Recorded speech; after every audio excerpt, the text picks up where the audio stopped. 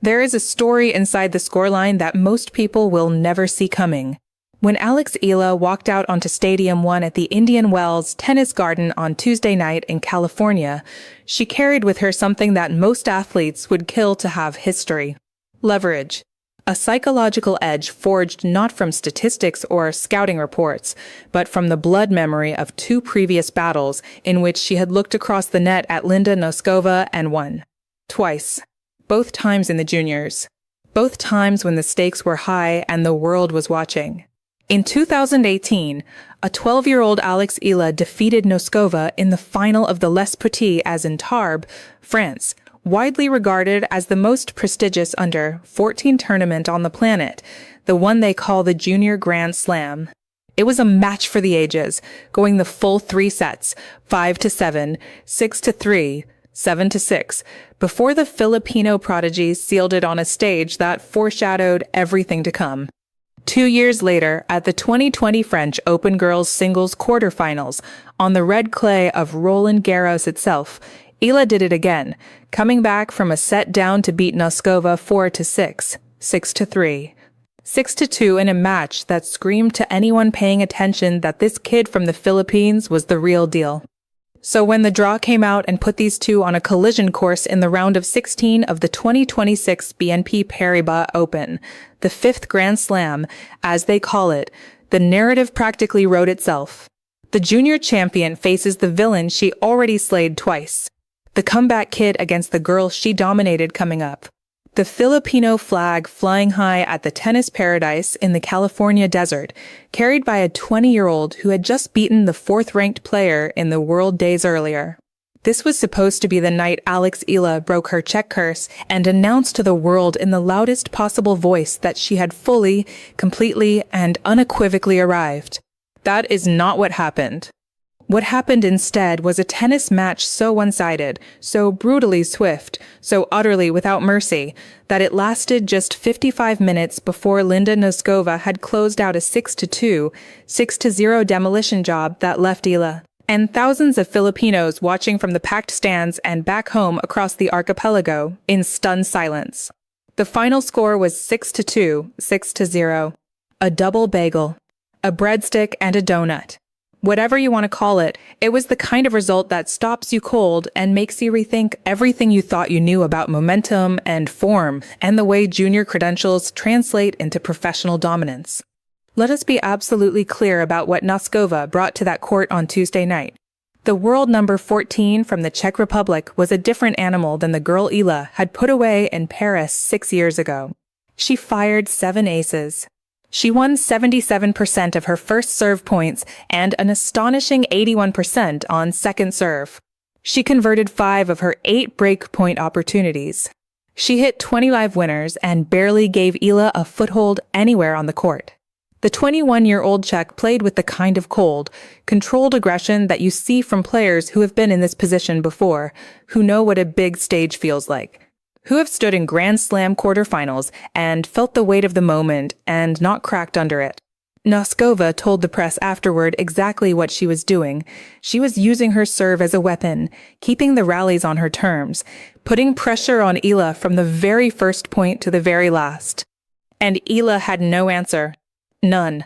Noskova broke her in the very first service game of the match to sprint out to a 2-0 lead.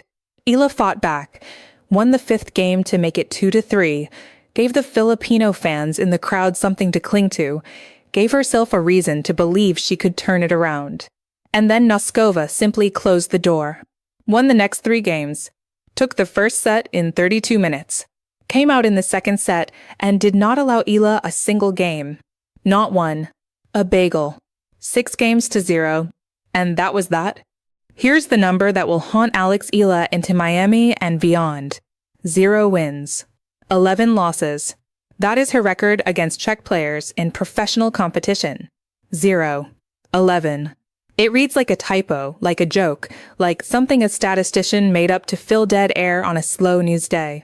But it is real, and it is documented, and it is one of the most bizarre and stubborn anomalies in women's tennis right now. Before Noskova got her on Tuesday, Eala had lost to Anastasia Zarecka in 2020. She lost to Teresa Martinkova in 2024. She lost to Marie Buzkova at Guadalajara. She lost to Katerina Siniakova twice, at Wuhan and at the Jiangxi Open. She lost to Marketa Vondrousova at the Canadian Open. She lost to Teresa Valentova twice, including a first-round exit at the Qatar Open just last month. The tournament where she went in riding the high of a career-best ranking and came out with nothing to show for it against an 18-year-old making noise on the tour. Think about what that record means in context. This is the same Alex Eala who went to the semifinals of the Miami Open last year and knocked out Iga Swiatek. The same Eala who beat Madison Keys and Yelena Ostapenko in back-to-back matches on the biggest courts in the sport. The same Eala who, just days before the Noskova match, was dominating Coco Guaff on Stadium 1 at a level so commanding that the world number 4 could not continue, retiring with a left arm injury when she was already down a set and 2 breaks. Against almost everyone else on the tour, Eala is a player capable of pulling off jaw-dropping upsets and going deep in the biggest events in the world. Against Czech players, she simply cannot find a way to win. Not once. Not in 11 tries. The cruelest part of Tuesday's loss is what it cost her in the moment. Eala had entered this Indian Wells campaign on a legitimate high. She received a first-round bye as the 31st seed. Her status as a seeded player at a WTA 1000 event was itself a milestone for Filipino tennis. She came through a 3-set battle against Diana Yastremska in the round of 64, 7-5, 4-6, 7-5, a tough, competitive match that showed she could handle adversity and close out tight matches under pressure. She advanced to the round of 16 after Gauff's retirement, which was not the outcome anyone wanted, but Eala's level in that match was genuinely impressive. She was a set and 2 breaks up when Gauff had to stop. She became the first Filipino player in history to reach the round of 16 at Indian Wells. She was ranked number 28 in the world in the live rankings going into the Noskova match, with a shot at cracking the top 25 with a quarterfinal run. All of that evaporated in 55 minutes. But here is what you have to understand about Alex Eala and about why the story is bigger and more complicated than one scoreline on one night in the California desert. This is a 20-year-old from the Philippines who is doing things in this sport that nobody from her country has ever done. She is the highest-ranked Filipino tennis player in history, male or female. She is a Rafa Nadal Academy graduate who has been building her game methodically and intelligently for years, and who has shown over and over again that she belongs at this level. Tuesday was a setback, a significant one. But the trajectory of this career is not defined by one loss, even a 6-0 second set loss on a night when everything went wrong. Noskova, meanwhile, moves on to the quarterfinals of the tournament they call the 5th Grand Slam, where she will face one of the most remarkable stories of this entire event, Australian qualifier Talia Gibson. And if you thought Eala's run was a good story, wait until you hear what this 21-year-old from Australia has done in the California desert over the last week. Gibson entered Indian Wells ranked 112th in the world. She had to go through qualifying just to get into the main draw. And then she went out and beat 3 top 20 players in succession, one right after the other, like she was ticking names off a list. First, it was 11th seed Ekaterina Alexandrova, a straight-set win, 6-3, 7-5, the first top 20 win of Gibson's career, achieved while ranked 101 places below her opponent. Then it was 17th seed Clara Tauson in the round of 32, a grueling 3-setter, 7-6, 4-6, 6-4, played in the sweltering California midday heat. A match in which Tauson fired a personal record 28 aces and still could not put Gibson away. And then, in the round of 16, Gibson walked out and dismantled 7th seed Jasmine Paolini, the 2024 French Open and Wimbledon finalist, 7-5, 2-6, 6-1. Free-swinging her way through the 3rd set like the occasion meant nothing to her, like she had been beating top 10 players her entire career rather than just this week. Gibson is the first qualifier to reach the Indian Wells quarterfinal since Lizia Tsarenko in 2015.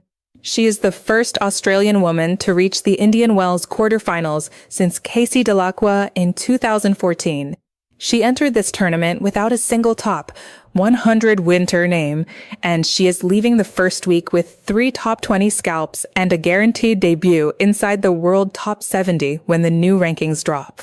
This is the kind of Cinderella run that tennis serves up every once in a while to remind you that the draws are never truly decided before the balls start bouncing.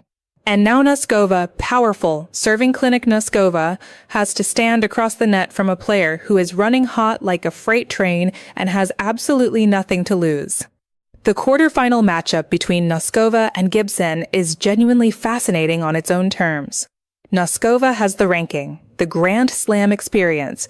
She reached the quarterfinals of the 2024 Australian Open in the deepest run of her career, and the serve that just dismantled a seeded former junior champion in under an hour.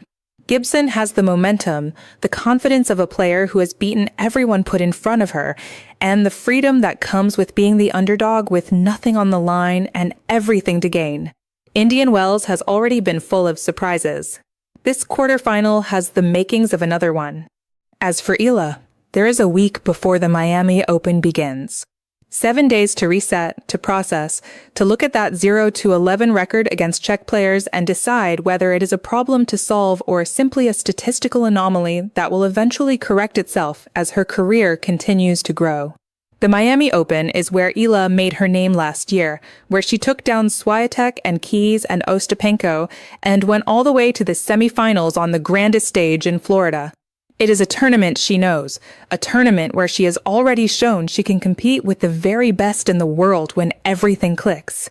If there is any player on the tour who has earned the right to believe that a bad night is just a bad night and not a defining statement about who she is and what she is capable of, it is Alexandra Eala. Tuesday night in the desert was Linda Noskova's moment. She earned it. She played like a top 10 player, and she dispatched the junior girl who beat her twice with something close to ruthless efficiency. But this rivalry is nowhere near over. 2 wins for Eala in the juniors, 1 for Noskova in the pros. The history between them is real, and the competition between them is real, and somewhere down the line, maybe at Roland Garros, maybe at Wimbledon, maybe in a tournament 2 years from now, these two are going to meet again. And the scoreline will matter, and the history will matter, and someone is going to have to decide which version of this story gets written. The Czech curse is real for now. 0 and 11 is a number that demands to be broken. And you better believe that the moment Alexandra Eala gets her first win against a Czech player on the professional tour, the celebration back in the Philippines is going to be heard from the Coachella Valley all the way to Manila Bay. If you are still here watching, still riding with court-era tennis through every upset and every heartbreak and every moment that makes this sport worth caring about, we see you, and we appreciate every single one of you. Do us a favor before you go, hit that like button, drop a comment below telling us what you think Eala needs to fix to finally break that Czech curse, and if you have not subscribed yet, what are you waiting for? This is where the real tennis conversation happens. We will be back with more on the Indian Wells draw as the quarterfinals unfold and Talia Gibson continues her run at the sport's most improbable quarterfinal berth in over a decade. Stay locked in. Court-era tennis. We will see you at the next one.